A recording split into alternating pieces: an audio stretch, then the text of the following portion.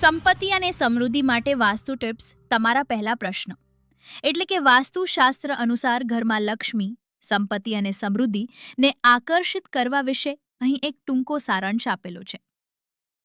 પૂજાખંડ મૂર્તિઓ. લક્ષ્મીજીની મૂર્તિ કે ચિત્ર ઘરના ઉત્તર પૂર્વ ઈશાન ખૂણામાં રાખો, આદર્શ રીતે ભગવાન વિષ્ણુ સાથે.